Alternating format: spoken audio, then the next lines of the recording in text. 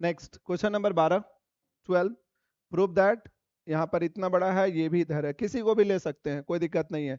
हम आरएचएस को पहले ले रहे हैं फिर एलएचएस को लेंगे। तो यहाँ पर सबसे पहले आरएचएस, आरएचएस में क्या दिया है, sine A into tan A, sine A into tan A minus cot A into cos A.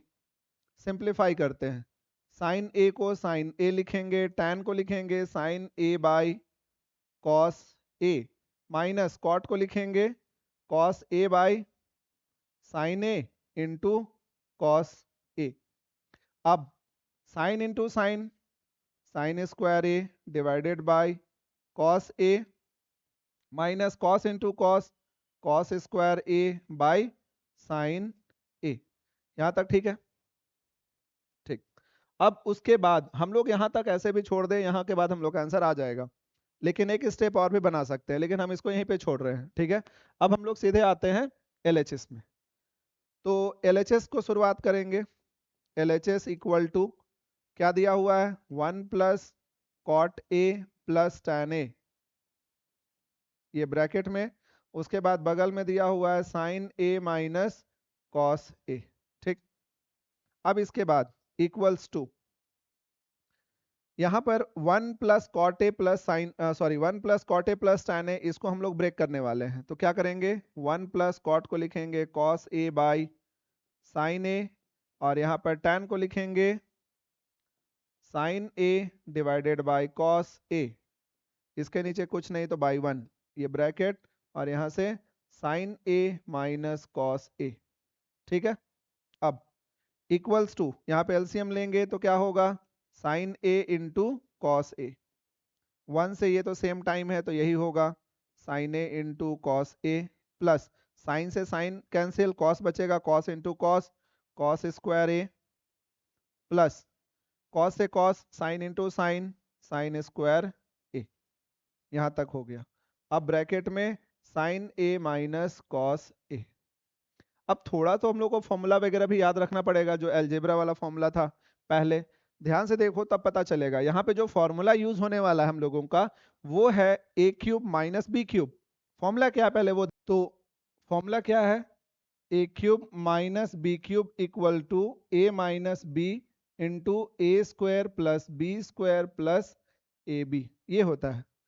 अब ध्यान से देखो, यहाँ पर A cube minus B cube है, तो यहाँ पर देखो A minus B, A square plus B square plus A B, तो उस फॉर्मूला में है कि नहीं है? है। तो हम लोग इससे ऊपर ये टर्म को और ये ऊपर वाले टर्म को, ये वाला, ये ऊपर वाला टर्म, ये और ये, इन दोनों को मिला के हम लोग ए क्यूब माइनस बी क्यूब लिख सकते हैं। कैसे लिखेंगे, इक्वल्स टू, ये हो जाएगा sine cube A minus cos cube A divided by sine A into cos A. यहां तक क्लियर है? अब यहां पर हम बोले थे कि यहां तक भी छोड़ोगे तो भी आंसर आएगा, और नहीं तो इसको एक स्टेप अगर और सॉल्व करते तो ये आ जाता, लेकिन हम इसको एक स्टेप नहीं सॉल्व किए तो इसे एक स्टेप सॉल्व कर देते हैं। अब क्या करेंगे हम लोग, यहाँ पर हमको ये लाना है, देखो यहाँ पर कॉस अलग है साइन अलग है दोनों, और यहाँ पे स्क्वायर है यहाँ पे स्क्वायर है, तो हम लोग क्या करेंगे, ये नीचे वाला टर्म से दोनों को डिवाइड कर देंगे इस तरीके से, sine cube A divided by sine A into cos A, और माइनस यहाँ पर cos cube A divided by sine A into cos A, ऐसे लिख सकते हैं। अब यहाँ पे देखो, एक साइन यहाँ से, एक साइन यहाँ से कटेगा, और ये वाला कट के यहाँ पे 2 बचेगा। ठीक है, ये वाला कट के 2 बचेगा। वैसे यहाँ से एक कॉस कटेगा और एक कॉस यहाँ से कट के स्क्वायर बचेगा, तो हम लोग का आंसर क्या मिलेगा, यहाँ पे sine square A divided by cos A, और यहाँ से cos square A divided by sine A. ये तो कैंसिल करने आता है सभी को।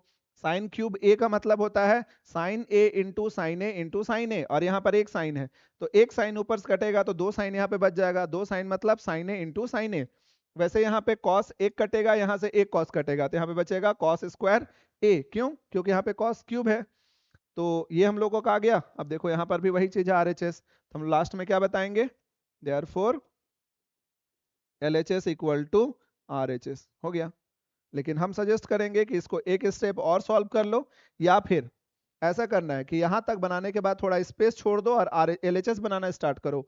और देखो यहाँ पर आ गया, और तुम लोग को मालूम है कि इसको एलसीएम लेने पे वही आएगा, तो हम लोग उसको यहीं पे एक स्टेप बना सकते हैं। समझ में आया?